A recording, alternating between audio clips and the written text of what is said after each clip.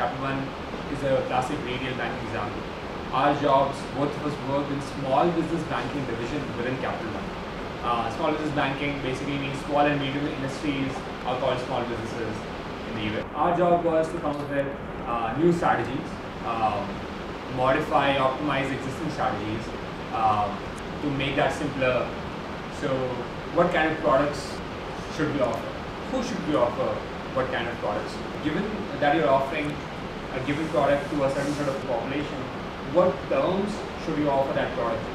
So all those and all of this goes into, again, maximizing your profit, net profit, minimizing the cost of your operations, because it's a lot of people that you're working with.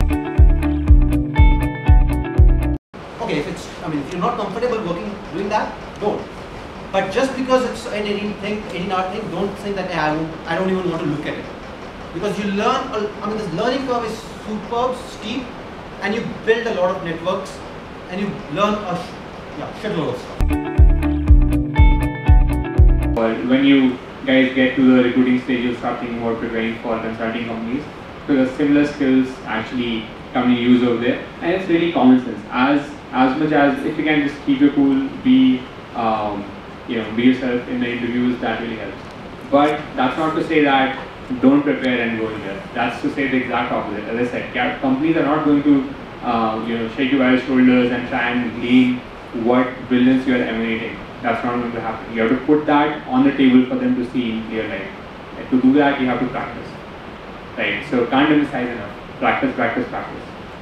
I'm ready to ask a good question. You have to have a good question for your interview. It's a really difficult one. You're supposed to know all the obvious things. You're supposed to know all the obvious things by talking to your seniors. You're supposed to know all the obvious things by Googling their website and researching. It has to be a non-obvious and still smart question.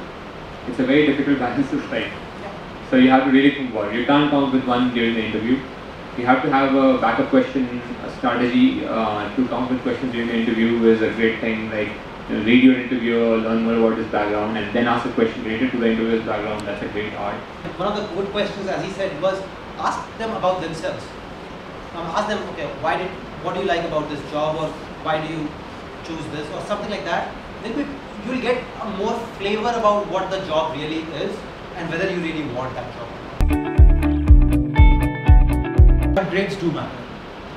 And as I said, there are companies who come on campus. The objective is you are 800 of you, right? 850 or thing is, I can't interview 850 of you.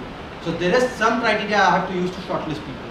And voila, one of the shortlisting criteria is grades. So, if you want to get that dream job, you better get your grades up. Yes, grades matter, but what you should really think about is what are you getting out of the IIT experience? Because you won't get these 4 years ever again.